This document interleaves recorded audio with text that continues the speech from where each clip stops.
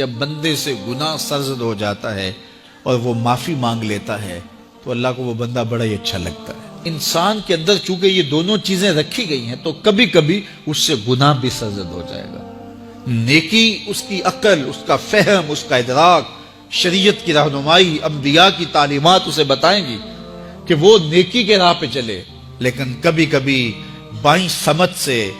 جو خواہشات اور آرزو ہے وہ بھی اس کو گھیر لیں گی اور اچانک اس سے کبھی کوئی گناہ بھی ہو جائے گا۔ اور اگر اچانک اس سے کبھی گناہ ہو گیا، کبھی آنکھ بھٹک گئی، کبھی خیال بہک گئے، کبھی سوچ میں آوارگی آ گئی، کبھی زبان نے میلا لفظ بول دیا، تو پھر کیا ہے کہ پھر فوری معافی مانگ لے۔ مومن جب گناہ کرتا ہے تو ایسی کیفیت ہوتی ہے جیسے ابھی احد پہاڑ تلے آ گیا ہے، اگر اس نے توبہ نہ کی تو کچل دیا جائے گا۔ اللہ اکبر، تو پھر فوری معافی مانگتا ہے تو یہ اللہ کو بڑا ہی اچھا لگتا ہے۔ اللہ کہتا ہے فرشتوں سے کہ دیکھو میرا بندہ آخر میری دہلیز پہ آیا ہے نا، تم گواہ ہو جو میں نے اس کے سارے گناہ معاف کر دیے۔ تو گناہ کے بعد جو شرمندگی ہے، دیکھیے ایک اور جملہ کہتا ہوں، نیکی کرنے کے بعد جو تکبر پیدا ہوتا ہے کہ میں بڑی نیکی کر لی ہے اور باقیوں کو بندہ حقیر سمجھنے لگتا ہے، اور اس سے کوئی غلطی سرزد ہو جائے اس کے بعد شرمندگی ہوتی ہے اور اپنے آپ کو چھوٹا سمجھنے لگتا ہے اور اللہ سے معافی مانگتا ہے، تو اس نیکی کرنے کے بعد وہ جو آپ کے اندر تکبر اور رعونت اور عجب پیدا ہوا، اس سے کہیں بہتر ہے کہ آپ سے اگر کوئی خطا سرزد ہوئی تھی تو اس سے آپ کے اندر عجز اور توبہ کا جذبہ پیدا ہوا۔ اور اللہ کو یہ بڑا پسند ہے کہ کوئی بندہ، چونکہ ممکن ہی نہیں ہے کہ جب انسان ہے اس کے اندر یہ خواہشات رکھی ہیں تو کبھی اس سے، یہ انبیاء کی ذوات ہیں جو پاک ہیں، باقی کبھی کچھ خطا سرزد ہو جائے گی، اس سے معذرت کر لے۔ آپ نے نام سنا ہوگا ایاز کا، محمود غزنوی کا بڑا محبوب وزیر تھا اور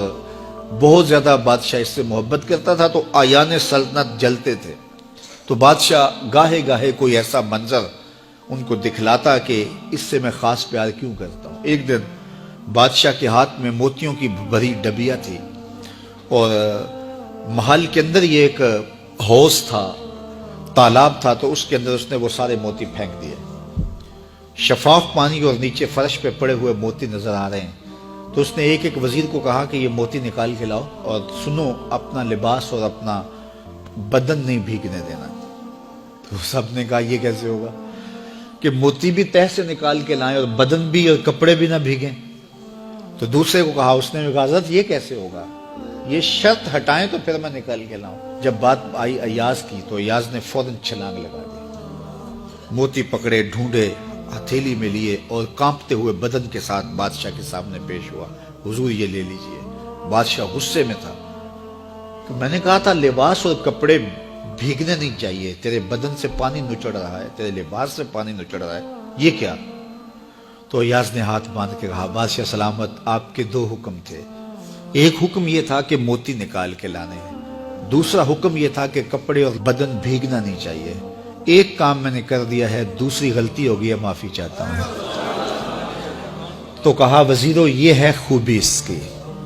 تم نے کہا ہم کیسے نکال کے لائیں، اس تالاب میں اتریں گے تو بدن تو بھیگے گا ہی بھیگے گا۔ تو کہا جب شہوات دی گئی ہیں، خواہشات رکھی گئی ہیں، آرزویں دیوانی ہیں، اور پھر اس کائنات کے اندر رہ کر کے حضرت انسان کبھی تو اس تالاب کی غلاظت سے اپنے آپ کو بھر ہی دے گا، تو پھر کمال کیا ہے کہ نیکی کے پھول پیش کر دے، سجدے کے موتی پیش کر دے، رکوع اور قیام کے موتی پیش کر دے، ہمدردی انسانیت کے ساتھ پیار کے موتی پیش کر دے، سارے موتی پیش کرے، پھر مالک کا جلال کہ تیرے کپڑے کیوں بھیگے، یہ گناہ کیوں کیا، یہ گناہ کیوں کیا، ہاتھ جوڑ کے کہے مالک اس کی معافی مانگ، تو اللہ تعالیٰ پچھلے گناہ نہ صرف معاف کرتا ہے بلکہ ان گناہوں کو نیکیوں میں تبدیل کرتا ہے۔